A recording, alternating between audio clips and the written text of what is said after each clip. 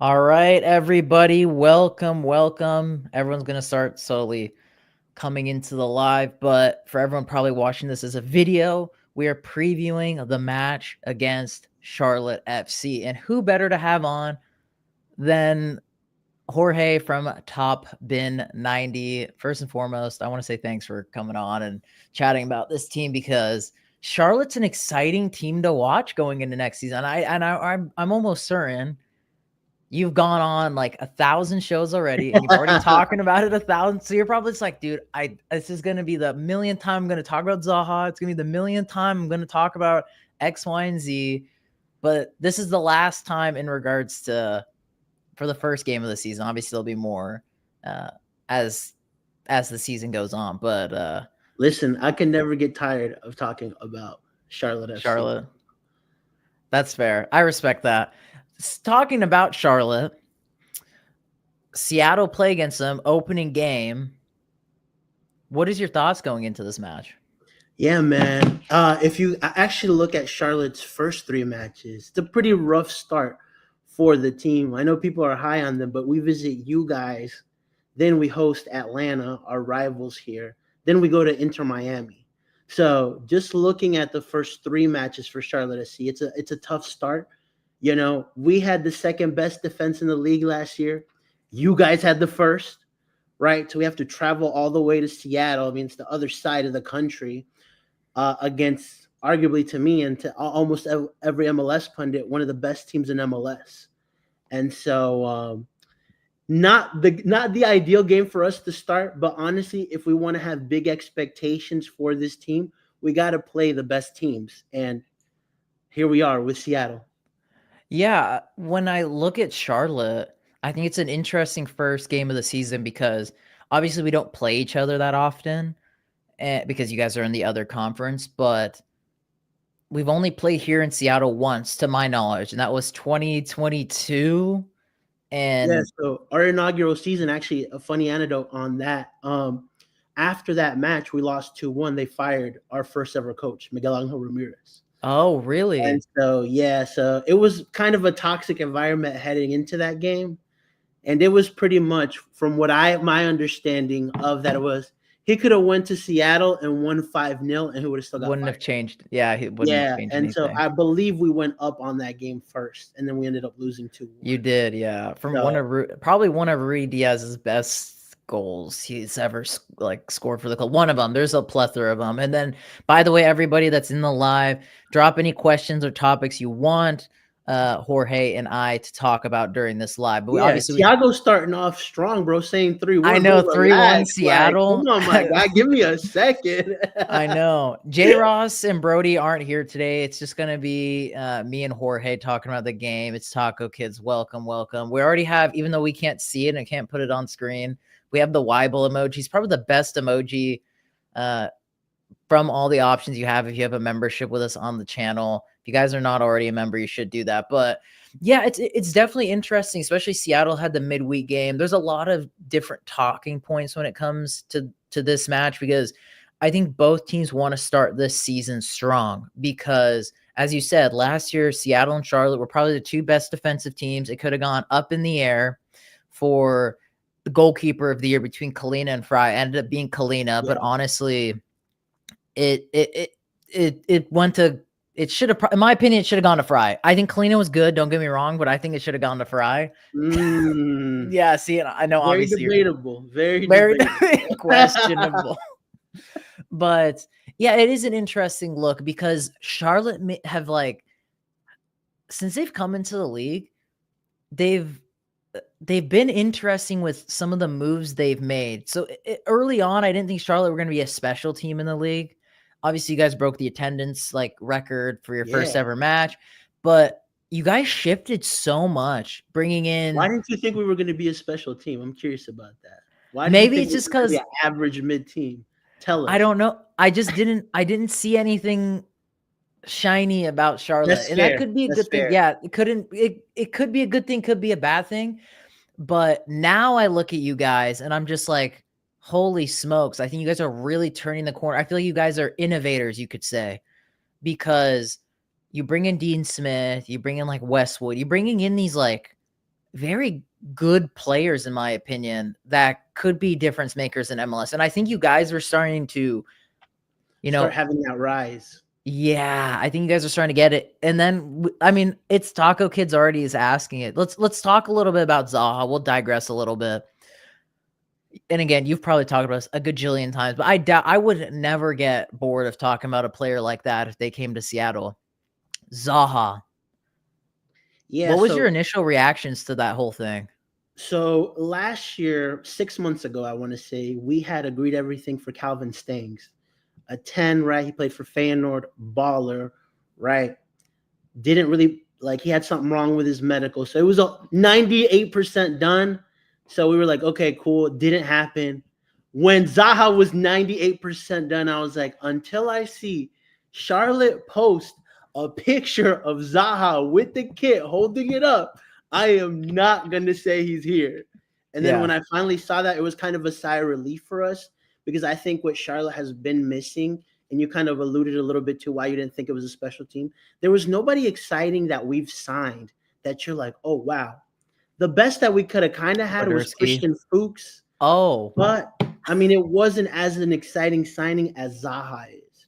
You you know, I wouldn't mean, say Swiderski's like an exciting he player? was a good signing, but not like an exciting signing like Wilfred Zaha is known. Yes. You know, Swiderski isn't really. He's known in smaller circles. You know, and so and Swiderski was a good uh pairing DP. Zaha has to come in and be the guy. That's what we've been missing for the last year and a half. And I mean, he did it in his time in Crystal Palace. One of the things that I was concerned with, you know, obviously he went to Galatasaray, didn't have the best time, then moved to Lyon, didn't have the best time there. So I'm like, what kind of Zaha are we Are we getting? gonna see? Yeah. Yeah, but the thing that gives me trust is that Dean actually had lunch with him. And one of the things I know about Dean Smith is he isn't going to bring a player in here he doesn't think that he can get the best out of, right? Last year, our DP going into the season was Enzo Capetti, and 5 months later, he was gone. You Yeah, know, bad DP. Bad yeah, DP. terrible DP, right? Didn't have the right attitude. So I was like, some of those things that you could question Zaha about, Dean Smith saw them in Enzo already, and I don't think he wants to repeat that going into this season, right? So I think Zaha's going to come in. I don't think he's going to light the league up on fire, but I think we'll see 20 to 25 goal contributions for him his first season, and that's good enough for me. The thing is too, if people know Zaha, obviously, I mean, I've watched Premier League for a lifetime, and Zaha's part of that generation for me. Is this true? He also blocked me, and I'll give you something funnier too. He threatened to Okay. sue us. Really? Yeah, man. So when you talk about a crazy DP, Enzo's up there for us, man. Wow. Yeah, you know, we were at Okay. just a funny side anecdote that I could tell you. Yeah. We were at like a training session one day. Shout out Benny. So he's a big. I know who that is.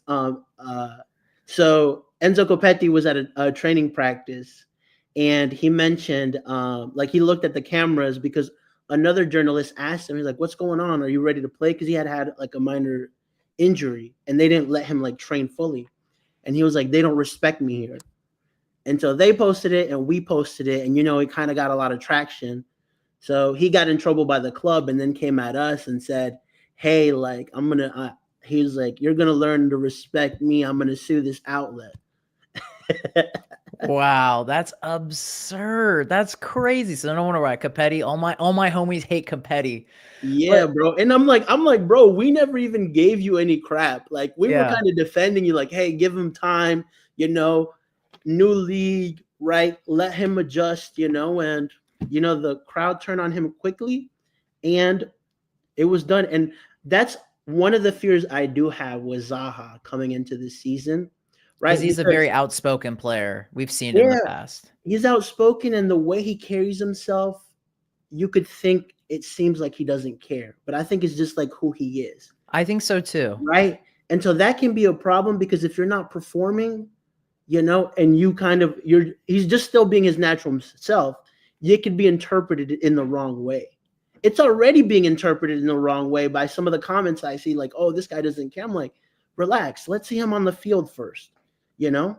And I was gonna say too, if you've seen kind of like the point I was trying to make to circle back to it, when you look at Zaha and you look at his like history, that's just kind of how he's always been. It doesn't matter if it's the Premier League, it's Turkey, it's League That's kind of how, or MLS, that's how he always is. And the thing is too, when you look at his time, his best years at Palace, yeah, he's probably the main guy. When you think of Crystal Palace, you think of Zaha, but he never had like insane numbers. He's kind of like that guy that changes games from the things he does on the field. He creates opportunities for other players on the field. He wasn't like a guy like a Salah that was lighting up high digit stats, but he was a guy, if you watch Crystal Palace day in, day out, he changes the game for them. And I went to a Crystal Palace game a few years ago, and Nice. how those fans adored him, and they're like they're obsessed with they were obsessed with him because he was just that guy. And the thing is too, he doesn't need to score, get hat trick of Yeah. assists, things like that. They know his qualities, and that's what scares me about him. And that's literally what It's Taco Kid was saying, is it is going to be scary for the Sounders, because I don't think Zaha needs. And the thing is with MLS is I think we're a little too stat centric. Like we look too much at the stats. They have to do this. I think Yeah. as long as Zaha, you can. It's the eye test for me. If you Yeah. see Zaha can elevate Charlotte, because as I said, I think Charlotte's now starting to hit that threshold. They're hitting the wall of, Yeah. can they be a top team in the East? And I think they can be. They just need that X factor to do that. Yeah, Like like we you thought. mentioned, he's the guy that can do that for you, right? I mean, like Yeah. at Crystal Palace, right? Like if a game was tight, who were you looking at? You were looking at Zaha to make the difference. And I think that's what we're getting here. But I think what we're also getting that people aren't aware of in MLS in general is when Zaha opens a space up for a guy like Patrick Ajiman, right? Who's on the rise.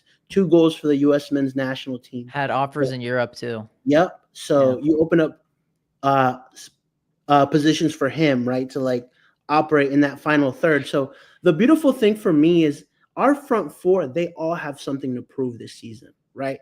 Liel Abada was our other DP that was signed last year. Came in late February, and he didn't really get a full preseason. He had a decent, okay season, right? But he's coming in with a full preseason this year, and he's got something to prove, right?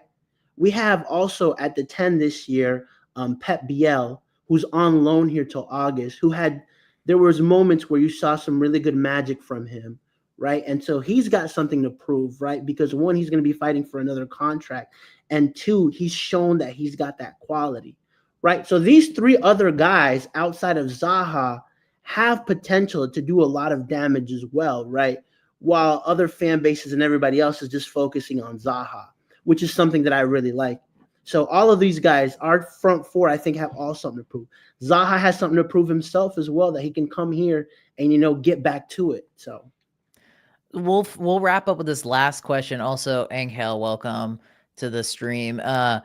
The last question, we'll talk about Zaha, because then we'll get a little bit more into the Sounders. What position is he going to play? That's a good question, because I do want to understand what is going to be Zaha's role for this team. I think I have a good understanding of it. Kind of what you pointed out is I think Zaha is going to be a guy that can take that pressure. As we talked about, like with how he acts, how nonchalant he is, he's always been a guy that has a chip on his shoulder. Back in his days at Manchester United, then when he moved to Crystal Palace, even at national team level, like a lot of people don't remember, he used to play for England at youth level, then made that switch to the Ivory Coast because he just couldn't give a damn about playing for England, fighting for that spot. Like he's a guy who loves having a chip on his shoulder and proving people wrong.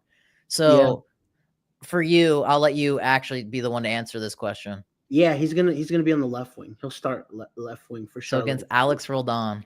Yep. So actually, we did a key battle position article. I saw that. TopBin90, and so that's one of the positions that we said would be crucial to this game. So, talking about the Sounders now, to my knowledge, everyone can fact check me. You can fact check me. Charlotte has never beaten the Sounders. No, we haven't. We lost 2-1, and then we tied 3-3. 3-3, which was a good game. The funny thing is, Rui Diaz, loves scoring bangers. I think about both of those games. Rui Diaz scored a nice goal. Thing is, this wasn't even prime Rui Diaz. He's gone for us, Yeah. For you, then, who scares you going into this match? When you go to Seattle, first, this is going to be a bit of a loaded question. Do Yeah, you feel confident this tide can change now? Is this going to be your guys' opportunity to be like, go to Seattle, get a opening day win to announce Charlotte are here to compete? Because the East is tough. it is a very tough. Yeah, and then who scares you on Seattle if there is anyone that scares you? Because you could straight up say, I'm not going to take any offense to it. No one scares me, and I don't blame you Yeah. if you say that. Well, the thing, so to answer the first part of your question, I think this is the most confident I can go into Seattle to a Seattle match and say that we can win. Now, will we win is another question. I think it'll be a tight game. And I'll reserve my score prediction till the end. And nice. He you know how the content game goes. I do. And so, but having said that, this is the most confident I am going into a game like this. The player that scares me is Rusnak for you guys, you know. Mm. So he's a quality player. I don't say there's nobody like attacking wise just yet because you guys didn't have that kind of punch last year. But that can be a guy like Jesus Ferreira for you guys. What does scare me is the ability to actually break down Seattle, right? You guys had the best defense in the league last year, Statistically, yeah. right? And so that's one of the things that makes me afraid. I think guys like Rusnak, obviously Ferreira, we'll see what he does. De La Vega, I think, is a kind of a fringe player It's an that could iffy one. potentially, yeah. Yeah. And so there's certain players like at Charlotte I see that kind of have that like, okay, will they make it? Will they not make it? And so And the thing is, too, the two players you mentioned is the question is who's going to start and who's not, because we already saw midweek Ferreira was the one that started in the 10. Rusnak came on, got a goal. I mean, they both got a goal contribution in the game. But the question is now who's going to start that game? And I would kind of be curious to see how Seattle line up, because I think, in my opinion, that first leg's wraps. You got 3 away goals. You're going to take this one in Seattle. I think the more important one here is to set the tempo to start the season against Charlotte, a team that the thing is you know what this game reminds me a little bit of, and people might have to go back to the archives for this, is 2018 MLS opening day for Seattle. New kids on the block, LAFC came here to Seattle and stole the 1-0 win. I'm not saying, but you guys aren't the new kids on the block, but in a way, it kind of feels like you guys are because of all these additions and kind of now how your team is look, because you guys kind of have like a fresh look. it Yeah. is a great way of putting it, right? Because I don't think we've never had that MLS limelight, right? And Yeah. I think getting Zaha and Patrick Argiman scoring twice for the U.S. men's national team, right, in that last camp has really turned eyes to Charlotte. Like, okay, they've got a rising star and a striker, and they also have, they just signed Wilfred Zaha. And we finished 5th last year, and most pundits had us between 12th and 14th. Right. So, I mean, I had his 9th last season, right? So, what Dean has been able to do with this squad with the limited time he had was phenomenal, right? What Patrick Ajiman was able to do, putting double digit goals without a true 10 or other like players that could help him out, is phenomenal, right? And so, going into the season, this is the best that we've looked. That was a funny. What is your take a little bit on this with the DP situation for Seattle? Because obviously Rusnak got renewed, Morris got promoted to a DP, and you still obviously have De La Vega. Do you think that's going to be a detriment to Seattle? Because as you kind of alluded to, the whole attack it's kind of just been up and down. Like there's no like consistent guy. There's no Rui Diaz and Ladero of old for Seattle. Yeah, well, I think someone mentioned it that you guys are building like a 2019 U.S. Eli, Men's Teens Eli, Gold Cup, Eli. right? Yeah. So if we're looking at it like that, right, then I think that 2019. there's potential. Especially there. for USMNT fan, yeah. Yeah. So to me, what I think Benny put it the best. There really isn't an individual that scares us about Seattle. It's just how well the club is run and how you guys make such really good strategic moves. That's what scares me the most about Seattle. So I think when I'm looking at this squad, I'm like, okay, they're going to be probably either chasing that supporter shield or a top 3 team in MLS because of the whole combined together versus actually one individual. It's more of a to summarize, it's more of it's more of a group thing than an individual thing. But I think that's kind of, unfortunately for Seattle, I think that's what costs them to their detriment. That's why we can never see them make that extra leap to where, like, you go into a game like against LA. I mean, Sounders played LAFC 5 times and could barely muster up one win against them, which is so sad. And then you get to that point where you play against the Galaxy and you just kind of feel like, okay, Seattle are just really trying to play this game out for penalties. Obviously, they had chances, but they didn't have that X factor like Galaxy have, where you have 4 or 5 guys that can change the game. You got Royce, you got Joveljic, you got Peck, you got Painsley, you got Puig. Seattle, maybe you can put my hopes are, fingers crossed, De La Vega will be that guy. And we've done a video. We talked about, we're backing him. We're back into the hill. And I'm happy that he he was started able, well off yesterday, right? Yeah, he scored. Obviously, it was a huge deflection, but it's gonna be. I don't care. Like I don't give a rat's ass if it was a deflected goal or whatnot. I know it's gonna do a lot for his comp. The little things are gonna count. It does. It goes a long way for a lot of these players. Yeah. So that's what I'm hoping for. But you didn't answer the question of, is Zaha gonna start? Yeah, I think so. Okay. So, and the reason I think that is because when he went for his visa process, he missed 2 games. So he was able to play the last game. And Dean put him from the get-go, right? I think the last game that we played against Portland really showed. I would even bet that that's probably the same lineup that we play this weekend. You know, I asked him today, I was like, how confident are you, like, in your mind, of where your squad is at, your starting 11? He said he's 80% complete. So I'm trying to find this lineup now. One sec. Bear with me. So I can put it up on the screen. So Charlotte FC. When was this game that you were talking about? A week ago. Okay. Let's see if I can find this. I think I have it. You have it? Yeah, so it was a 4-3-3 pretty much with Kalina, Nathan Byrne, Malanda, Privet, Tim Ream, Ashley Westwood, Eric Williamson, which is a name you guys may not like over there, right? Pep Biel, Liela Bot on the right wing, Patrick Ajiman as the striker, and Wilfred Zaha as the left winger. Okay.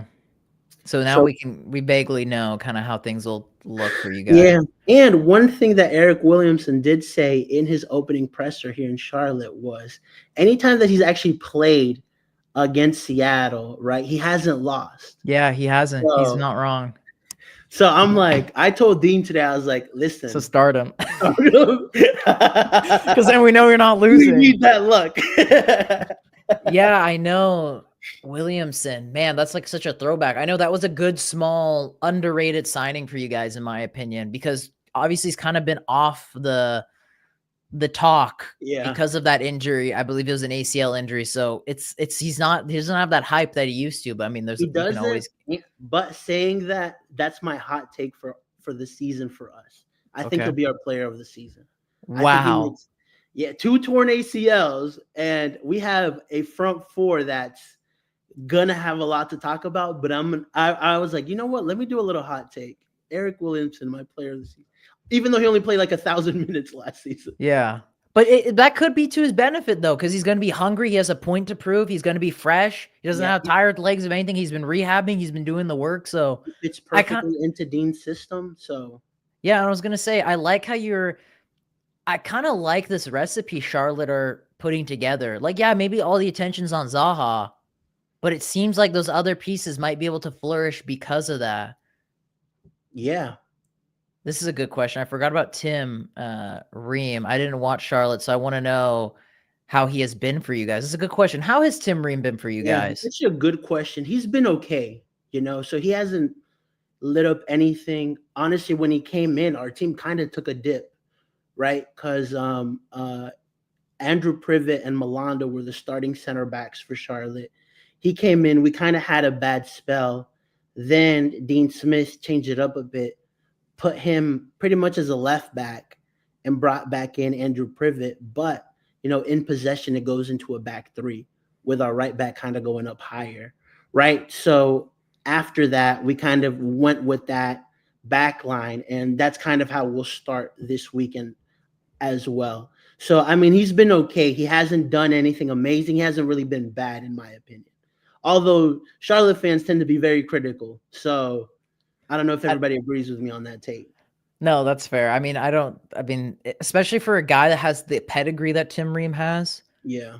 I could see why that is the case. But I would look at it. Obviously, I don't know his salary and what the goal is with him in the team, but you So the he goal, could be a good piece. He could be a yeah, good supplemental yeah. piece, like a voice in the locker room. So it just depends. So every MLS team has opportunity signings, and that's Mhm. what Tim Ream was for Charlotte.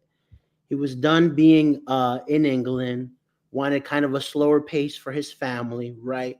Charlotte was the perfect opportunity for him, and he came, right? It's a good opportunity for Charlotte, good opportunity for Tim Ream. Win-win Marry them situation. together, right? And like you mentioned, like he's kind of a silent leader, right, within that locker room, and we need more guys like that. Yeah, no, I totally agree. I mean, would I love actually a guy like Tim Ream? I don't know. I want less USA players on this team. I want some more diversity in the Sounders right now. But as you said, you're confident going into this game. I'm going to be honest. I'm a little bit nervous going into this game. I Good. won't lie. That's Yeah. exciting for us. Well, I don't coach the team. So obviously, me being nervous isn't going to matter, but I am a Listen, little bit nervous. in the 4 years that I've covered Charlotte, we've never had this kind of limelight or expectation. So I also think that's very interesting how this team, like the guys that have been here for a while, actually take that in, right? Because nobody really thought about us the first season, Yeah. especially the first, because our coach that very first season said that we're screwed going into the season. Yeah. Good times. Good So, times. right, second season, we added a couple pieces, but nobody was really talking about us. We finished ninth, which, is a forgettable play-in match. Oh, God. Yeah. I forgot. Last year, right, we exceeded our expectations, right? Finished fifth and had a really good season. Now we've added quality players, right? And people are now talking about us. So I think this is really what's going to show um at least this squad, like, okay, now you have expectations, and they have expectations for themselves as well. They want to finish top four this season, and so I like that. Yeah, I think to kind of maybe to answer the Seattle boat, I think there is a little, not a whole lot, but a little bit more pressure on Seattle's end because the thing is they keep running it back. The team hasn't changed much. You bring in Ariel, you bring in Ferreira, and which are two players that know the league well and are experienced in this league. So it's like Seattle kind of has to kind of hit the ground running. And so I feel like there's going to be that little bit more pressure on Seattle to have to come out, have to play well. And I think that could work in Charlotte's benefit. And we've seen plenty of teams come to Seattle. And honestly, I think our away record's better than our home one, in my opinion, the last couple of years. So I don't think it's totally out of the realm of possibility for Charlotte to come here. Everyone's just thinking like Zaha is going to score and they're going to take the win, take all 3 points. Obviously, I don't think it's going to be as simple as that. I do think this is going to be only like a 1-goal game. One tops 2 goals. I do too. Yeah, We're and right in on the my money with that. yeah, and if Seattle want to, like, the thing is like you want to keep running it back because Craig Weibel, he's our GM, keeps thinking this is a championship caliber team, which I slightly disagree. I think maybe, 4 years ago when we were competing in the MLS Cup final back in 2020, this was a championship team. But if you're going Yeah, to keep running it back, you got to, at some point, there's got to be a result because we haven't, in my opinion, looked like true contenders since winning that CCL in 2022. And I feel like at some point, this has got to be the last hurrah, in my opinion, for Seattle and this core group of this group of players. Anyway, I was going to say core group, yeah, but this group, like the Rusnaks, the Morrises, the Fries, the Yamars, like this, yeah, or and João Paulo, like it's kind of now or never. And yeah. obviously, I don't think the season dies if they don't beat Charlotte here, but I think it would be good for Seattle to start off a season strong because they just haven't been able to do that. And I think an opening day win would be important for us, but I am scared kind of just of that unknown factor because we haven't seen Charlotte play yet. And how does Dean Smith line up? As well with Dean Smith, just a total side tangent for my own personal vendetta. is this guy gonna be the guy in MLS? Because at first when he came in, I was like, oh, this is kind of like I don't think it's gonna work out. Like, not gonna say he was like gonna be like a dumpster fire, but just kind of like I don't know if he's gonna take the league serious enough. Is he gonna be the guy to? Because he obviously has pedigree in England. He's a good coach. I wouldn't say like a top tier coach, but he's a good coach. But for MLS, he is a like different gravy type of coach.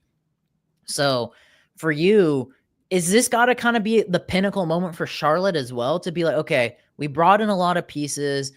Obviously, we haven't like had like we haven't won any trophies, had major success yet.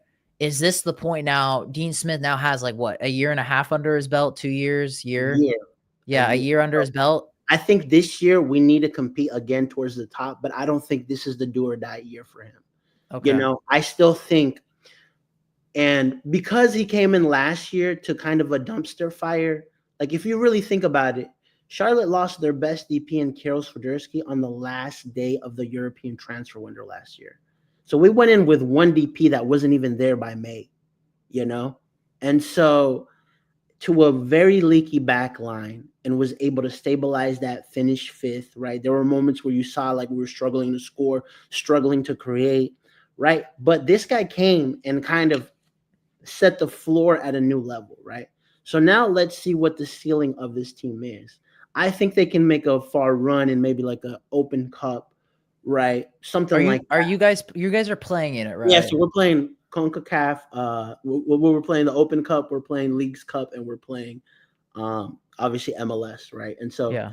just to go on your point where like I think, and this is probably a sentiment that every Seattle fan felt, right, is you're playing the Club World Cup and you didn't really bring in a star that everybody's like, wow. Bro, don't even get me started on this. We've done so many videos talking about that. No, I know, and it bugs me too a lot because you have that, and I guess we'll reiterate this tangent. It's because I think you had an opportunity to kind of start turning that coin, turning that leaf with you lose Rui Diaz, like that the bonds there were severed. Everyone knew it. I don't blame the guy. He was upset. Obviously, now there's interviews with Rui Diaz talking about how he wanted to leave midway through the year. Like he was cool with it. Like he was cool with the contract termination. Seattle didn't want to do it. They were like, we don't want to spend that money. We're cool. You just rotting on the bench, which it's a sad way to see a club legend, a guy that's probably the third or fourth greatest ever player, leave. So you get that freed up. You have the option to not renew Rusnak, then you would have 2 free DPs. Then you could really do a lot. You get rid of Chu, like X, Y, and Z. You could really free up a lot of roster space to make a lot of big moves and use that pulling power. Even that's so true. Even Charlotte fans roasting this one, not bringing. I don't know how I feel about the even Charlotte part, but okay. But you have an opportunity with that pulling power, like I was saying, because you're playing in the Club World Cup to maybe bring in someone big. And you kind of like waited for this window. And the big move, and don't get me wrong, I think Jesus Ferreira is a good side piece. Like that's the French fries right there. But where's the burger? Where's the steak? Where's the main dish? And it doesn't help you that in your conference, you've got LA Galaxy and LAFC who, I mean, 2 years ago, LA Galaxy was a dumpster fire. I know. Now it only took one window for them, 2 big signings, the MLS Cup winner. That's what I'm saying. There's a few ways to look at Seattle's season last year, in my opinion. Some people say we were one goal away from making the MLS Cup final. So you could look at it like, okay, Seattle is almost there, so just run it back again. Or the other side of the coin is you're seeing what this core group of players can do. Imagine if you added to that. You added a lethal number 9 to compete with Morris with his inconsistency. You bring in a guy that can show up in big games, which Rusnak proved he didn't do it all last year. Hopefully, fingers crossed, like I said, we didn't see nothing from De La Vega last year. Let's be honest. So if he can come to his own, but that's also to your own detriment because you made it all on him. You put all the weight on his shoulders, and that's why he had those reoccurring injuries because he knew, okay, I have to be fit. I got to show up for this team. The pressure's on me. I got the number 10 shirt. It's not fair to put on someone that just came into the league. He's 21, 22 years old. So, again, that's what I'm saying. That's just the short story. Yeah. But it's like a whole tangent where you could really have done something special. But at this point, maybe we'll bring in someone with now all these we have all of our U22 spots free since we get lost Josh Atencio. We got rid of Liao Shu. We'll see if there's something that comes from it. Yeah. But I would have really liked us to bring in like a lethal number 9. And I think there was like, you see Cincy bringing Denki and you already are seeing the quality of Denki. And then the other thing is too, I haven't talked about it in a video. We could have done one of two things. If you opted not to bring in Rusnak back, you had 2 cams that I think you could have upgraded within the league. I'm not even, you could have even looked elsewhere, but I'm just doing the lazy research here. You could have gone Luciano Acosta 100%. because Dallas got him, or you could have done the funny thing and gone Evander. Oh, that would have been insane. But we've talked about it a few times, jokingly. But you could have done the funny thing and brought, and he's already gone. He got a goal and an assist. You see, Danky's are Cincy is kind of a team. I feel bad for you guys because you guys have to play him. Bro, I was like, yay, Acosta's leaving. He cooked our whole defense 2 years ago. Yes, the goal of the season. But damn, now they got Evander. Evander, Danky, they already look. Granted, they played Motagua, but like you can just kind of see again. It's like that whole eye test thing. You know these guys are going to be legit. Yeah, so I have them as a top 3 team again. The team that I am happy about losing a key guy like Cucho is Columbus Crew. Columbus, they are neuter. Thank goodness, get rid of him. Neuter team, yeah. Columbus will be an interesting talk. But yeah, for Seattle, we kind of understand, Jorge, like, trust me, a lot of people wax lyrical about the whole frustration of listen, I wasn't going to beat a dead horse, you know? Dude, you brought it up, man. You brought LOL, as if Portland would have allowed that. I think imagine that, because dude, like the bridge between Evander and Portland like severed so bad, not between the fans, but whatever that was, that disrespect, that would have been crazy if he came to Seattle. And I think it would have been a great pull. And then obviously there's the new news about Seattle passing on Ladero, which was so interesting, and he went to Houston instead, and that opened up. Yeah, what are your thoughts on that? We talked about it last night at the end of our stream for the Antigua game. The thing is, and I think people can chime in the live. If you're going to, and it's fine. Like, if you want to double down with the Unk squad, like I like to call it, if you're going to double down with the Morris, Rusnak, Unk squad, JP, like Fry, like that's fine. Double down on it. But the thing is, these are not the Unks you'd want. Like, think about it. When you, like, comparing like Rusnak to Ladero is like a turd and an apple, in my opinion. Like, I'm just surprised we were so easily like, nah, we don't need Ladero. And he was super willing to come back. I don't know what happened between the two. That's the thing is you're going to double down on the tournaments. Is Seattle playing this season? 4. Exactly. So it's not like you can't use more like good quality championship off the bench. Exactly, on a league minimum. That's what's kind of surprising me is like you roll with the same squad, but you don't want Ladero. And the thing is either way, I personally would have not wanted Ladero back, because the thing is I'm long past these group of players. Me personally, like, I think the changes needed to happen now for 2 years, and that's fine. But if you want to double down with this, be consistent all around with it. Yeah. So I don't like how it's kind of like a pick and choose who should be, who should not be. And I'm like, then there's no consistency. There's parity here. So that's how I looked at it anyway. Don't have your foot in one door and out the other. Yeah. From an outsider looking in, though, just giving a little bit perspective, Seattle fans, most MLS teams would want to be in your position. Oh, where 100%. It feels like, you're just right there, right? What is it going to make it to happen right there? I feel like we're just getting there, and this is year 4 for us, And so that, like, Seattle, if you talk to every other MLS fan base out there, they say that's one of the most consistent teams out there. We know they're going to be competing. We know they're going to be top 5 in MLS, right? Anytime you go to Seattle, it's going to be a tough game, right? And so not a lot of fan bases have that. So just a little perspective for all the Seattle fans as well. Oh, no, 100%. Jacob brings up the point about Ferreira. I think Ferreira, again, was a good piece. He's the right guy because and that's like, I think that Schmetzer loves versatility. Why do you think he loves Christian Roldan? Why do you Yeah, think he loved Josh Atencio? He's versatile. He can play yeah. 9, he can play 10, he can play center forward, whatever it may be. It's a Plus, good doesn't piece. Ferreira have like a whole bunch of goals against like Caribbean teams and Oh conference? yeah, 100%. So there you go, bro. He's gonna be helpful for the even though the only Caribbean team we're playing is Antigua, then from then on out it's all Liga MX teams. But I think he's a good piece, but it's like you just need that X factor so badly. And it's Yep. so blatantly obvious you need Yeah. a striker. Like I think like you don't need to be the smartest man on earth to know Seattle are just missing a clinical striker that can win you like what Rui Diaz was, what Obafemi Martins was. Like you just need that guy. And I think there has been players that have not only come into the league, but that have been available Yeah. that you've not passed up on, but because you don't have any DP space, Yeah. you choose to renew Rusnak, you choose to give Morris that DP incentive.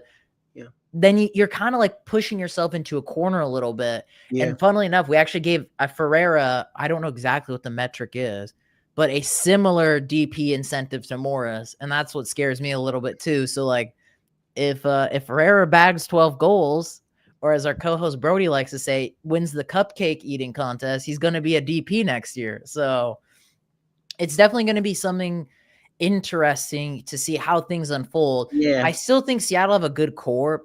It's just the problem is no X factors. Yeah. And so that's what I'm worried about. Like let's say Zaha tears Seattle a new one. Let's play theoreticals here. Zaha tears Seattle a new one. We know Charlotte's a good defensive team. They bunker down. You already know Seattle's cooked. Yep. 100%. And I also think like a guy like Benteke who went to DC and they're a shit show, right? Yeah, And they're still exactly. able to be top scorer in MLS, right? Obviously, Messi was missing for a lot of games, but still, if a striker like that can go into a bad team and still have 20 plus goals, imagine what a decent striker, a good striker going into a team like Seattle would do. I agree. And it's just a matter of us putting ourselves. And the thing is, too, there's also, I don't know if you've seen it, Jorge, but Griezmann, he loves the Mariners. He's posted about it. He's excited about coming to play here. If Seattle have that good showing in the fan base side of things as we play against Atletico Madrid, if you give yourself that cap space, maybe you bring in Griezmann come the end of the next season. But you have to be able to take risks to make that happen. Yeah, out of all the cities outside of the LAs, New Yorks, and Miamis that could pull that off, I think Seattle's one of them. That's what I hope. Because to be honest with you, Griezmann has flirted, I feel like, with 5 or 6 MLS teams. 100%. Yeah. Even when we had our record, like first match, he commented, "Wow." So we all got hyped. Like, you guys we're getting Griezmann. Yeah. You're telling you it's like that Dumb and Dumber. So you're telling me there's a chance? The chance, yes. That's how we all feel every time that guy talks. And I think every MLS fan can agree. Griezmann is going to come to the league. 100%. Who's rolling out the red carpet for him though? Yeah, and that's kind of what we're hoping to with a signing like Zaha, where he's kind of. So what Charlotte have struggled the last 18 months, right? And I mean, Marco Reus is the perfect example of that.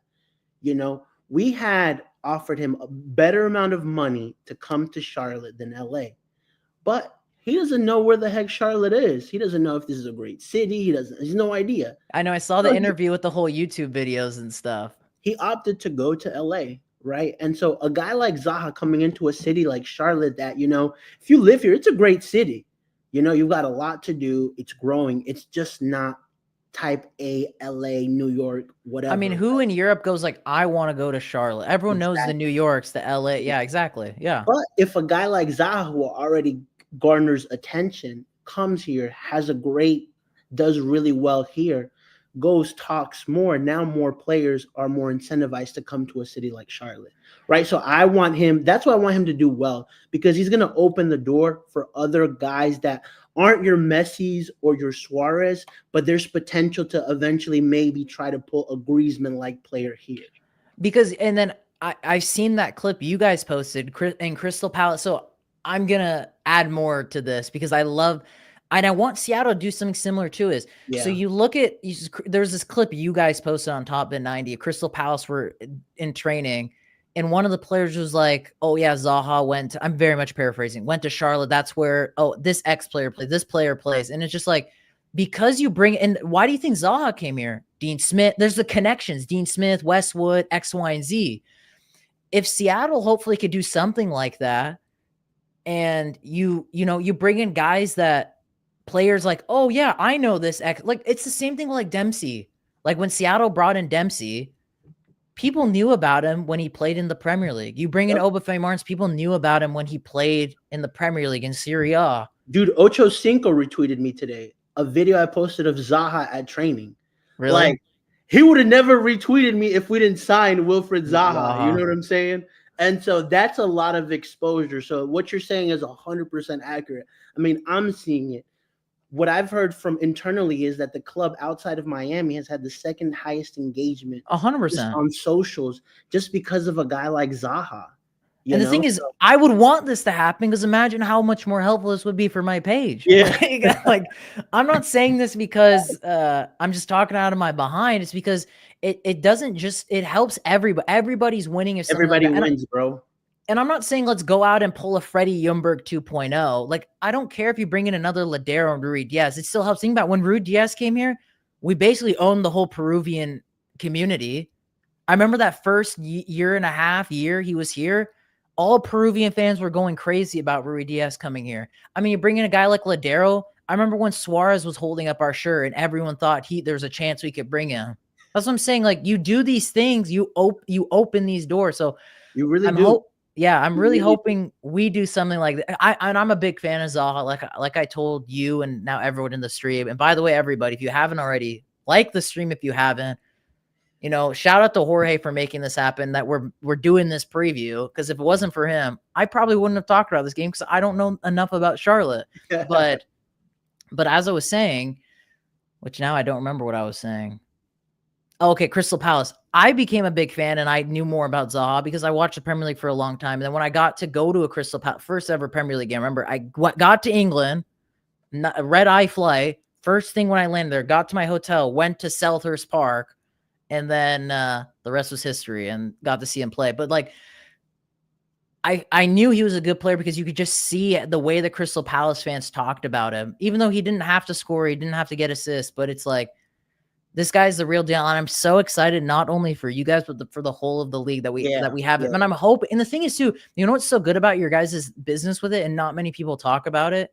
It's a loan. And you know what makes that so good is, if he's a bust, you guys have nothing to lose. Yeah. And if he works out, you guys can buy him. Like, literally, it's a win-win situation in my book. After seeing Camille Josviak flop here and Enzo Copetti flop, who weren't even like players that anyone in MLS knew unless about. You followed, right?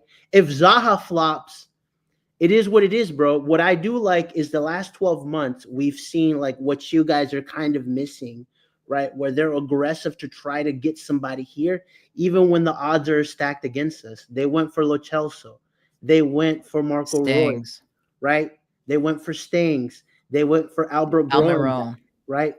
Luciano Rodriguez, who was very hyped about in Uruguay, right? So, I mean, like, to me, I was just getting frustrated. They were trying. They just couldn't get it over the line, and they finally got one over the line.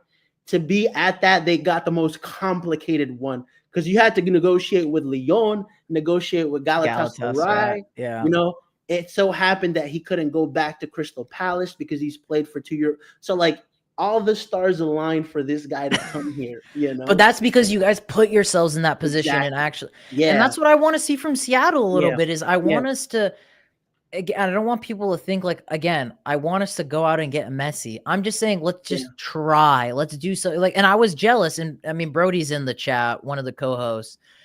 He knows, like, I just want to see us try, because it doesn't seem like since Weibel's been at the helm, we've tried, because it's not like super far. Like, when a rumor comes out for Seattle, it's gonna probably happen. There's never even been like a flicker of, oh, they're interested in going into the Almiron deal or trying to swoop them off Charlotte, swoop them off. Like, I just feel like we've lost a little bit of that touch to do what you guys do. And you look at like San Jose, for example. Granted, I don't think they're like the most bonkers signings, but for San Jose, it's pretty fucking good. Chicho and Martinez, especially because Martinez had a big revival year. A lot of people kind of slept on it. He was a big reason why Montreal almost beat the team that beat Miami. So Yeah. it's like San Jose's looking at the floor, I think, is getting better. And the only concern I have is, again, and I don't want to sound like arrogant or I'm throwing my toys. I'm worried it might catch up to Seattle because, as I said, the floor is starting to rise. You guys are doing it. San Jose are doing it. Austin are doing it. Like, you look at Austin's team now. This guy What? Vasquez. Yeah, Vasquez and the guy they signed from La Liga, I forgot the winger. Yep. But we'll see. Yeah. And I think just to add one more thing about this, you guys have way more credit in the bank to go more audacious. That's what I'm saying. Yeah. You know, you've won MLS Cups. You're a consistent team in the league. You're going to play the Club World Cup, who actually earned it. You know, I'm a big Messi fan, but I even know that, you know, okay, FIFA's like, okay, let's figure out how to get him in. But I don't blame him to a degree. Yeah, I don't either. You know, and well, I'm saying all of that, like, you can go and talk to a top tier player and say, hey, we're playing a Club World Cup as well. You know, we're one of the best, most historic teams in MLS. And so you have way more credit. And Charlotte's just selling, we're a great city. We have a great fan base. That's all we can give you. That's all we can do. I have nothing more to give. That's we don't have a track record. But hey, this is a great city. Hey, Dean Smith, we were able to pull, hey, talk to Ashley Westwood. Okay, like, let's figure something out, you know? And now we're getting that. Yeah. And that's what I'm just hoping for. I'm happy. Don't get me wrong. I'm happy with the team we have. I just would like a little bit more. And I think a lot of fans would love to see something like that. It puts butts back in the seat. I think it's a good marketing move because I know for a fact, obviously, Zaha's not Messi. Zaha's not like Suarez. But if you know football, and I think Charlotte's a city that knows it very well, it's going to help bring butts into the seat. And so that's what I'm hoping for. But everybody, now it's the time. Prediction time. Everybody drop your predictions in the live right now. What is your predictions now for the game this weekend? If you're watching this as a video, drop it down below and give us your thoughts of everything we've talked about so far. What do you think? How do you think things are going to go down? The prediction god status, is the crown going to be given to you after this? Please. I can bestow it upon you if you get this one right. As someone that got, not last year, the year before's MLS Cup playoff bracket 100% right, finished second in the bracket challenge. If you get it right, I will bestow my my prediction god status to you. Oh man, I'm gonna go conservative though. That's okay. All right, I think be a tight game, like you said. Yep. De La Vega goes up for you guys, 1-0 for you right there. Okay. You know, then minute 65, Eric Williamson, former Timbers player, scores a banger and ties it up. Trisha's the crowd. Goes like that, and it's a 1-1 game. And I'll take that point from Seattle any day. So we have a 1-1 from Tim. SJ has 2-1 Seattle, 3-1 Seattle. That would be a good game for us. 2-2 Areola goal for sure from Cole Palmer's long lost cousin. 2-1 Sounders. Benny's going with a depressing 0-0. I'd feel bad if it ends 0-0. If it's a 0-0 and it's depressing, I'll still take it. I'm like, you know what? You're not complaining. Seattle. You know, it's funny, Jorge, because I have the exact same prediction as you, 1-1 as well. I was going to go with the same thing.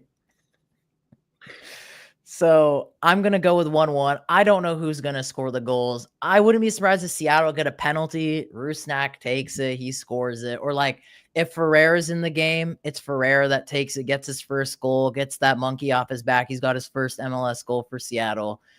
And then you guys get one. But I will say this: if Charlotte scores first, you guys win the game. Perfect. I will say that for sure. If Charlotte scores first, Seattle don't come back in the game. Great. If Seattle score first, there's a high, obviously, cheers, Jeff. There's a higher chance they'll probably win. I don't see if Charlotte get the first goal, Seattle clawing themselves back into it, unless this is a different Seattle team. And again, I'm kind of curious how we'll line up. because last night we saw us play our usual lineup, but then there's rumors of the 3 in the back. Yeah. So we'll kind of just have to see what happens. But for my intuition, I'm going to go with a 1-1 as well. I think Seattle will score first. I think Charlotte will nick one late because I think Seattle will get a little bit too complacent. And all in all, looking at it now, I wouldn't mind a draw because I am scared a little. I'm a little bit scared of this Charlotte team. Yeah, I think for me, it's more about seeing, like, if we go there, close up shop, and just try to get I won't be happy with that. I want to see them go pound for pound with Seattle, whether we win, lose, or draw. If it feels like a tight game, even if we lose it, that confidence of going into one of the top teams predicted for this season and battling with them toe for toe will do way more for the next 10 games than going in there and just trying to park the bus. This going straight in with that. That is what I want, especially because they've been talking about wanting to be a team that holds more possession. Last year, we saw Pep Biel, who played at the 10 last weekend. We saw him more out wide, floating in centrally, right? And so this year, he wants to hold the ball more. They've talked about that. And so I want to see more of that. I want to see Charlotte be, instead of just being a team in transition, let's see what we can actually do with the ball, with the talent that we have. So that, to me, is the most important factor. If we lose 2-1, 1-0, and you guys went after it, I'm good with that, because that's really going to set a precedent to these guys saying we went to Seattle and went toe to toe. We can do that in Miami. We could do that against Atlanta. We could do it through any team, and anybody that comes to Charlotte FC, to our stadium. It's a rocking atmosphere. We are definitely a 12th man for Charlotte FC, and players and other coaches are starting to notice that. No, I totally agree. And one point that something to think about in the back of your heads, which Tim kind of is bringing up, Seattle do have that game. Like they had a midweek game, and we'll have another one. I do think Seattle will play a lot more of a rotated squad next week because of, like, now the ties kind of put to bed. I am curious how we'll line up. In my opinion, super controversial. I've said this in a few videos. A lethal attack would be you play that 4-3-3 false 9. You go with Della Vega on the left, Ferreira as a center forward, and you put Georgie on the right wing. I think Charlotte's defense will be head spinning if you play those two wingers up top, because we already saw the difference Georgie made in the game against Antigua, and we saw how there's growing confidence with Pedro, and we see Ferreira's quality. I wouldn't mind seeing that, especially because Morris was kind of non-existent in the game, but it's probably going to most likely be Morris up top, so it doesn't really matter what I want or what I say, because it's just not going to happen. So that's how I would want to see us line up. But boys and girls, that's going to be the end of the live. Everybody that's watching this as a video, let me know your guys' thoughts. Make sure to go show some love to TopBin90, and big shout out to Jorge for taking the time, making this happen. Only if you guys came to Seattle, though. That's what I was hoping you guys would watch the game. But we're actually doing the Miami trip, not Seattle, unfortunately, because you guys don't have a Messi. If you had a Messi, I'm kidding. Where's Griezmann? Where's Griezmann? Back to your point, if you had a superstar, we would have been more inclined to go to Seattle. Dude, Ferreira's not enough for you? Ferreira's not enough? Areola's not enough? What do you listen? Get another fringe USMNT player, and I'll think about it. We'll get Sebastian Lletget. My bad, we forgot about that guy. Shit. We'll do that. All right, but boys and girls, as I said, like, comment, everyone that's in the live, big shout out to you guys. We'll see when our next live is. We'll probably do a review for this game most likely, and you'll probably see the normal cast with Brody and J. Ross here with us. But boys and girls, I hope you all have a lovely day.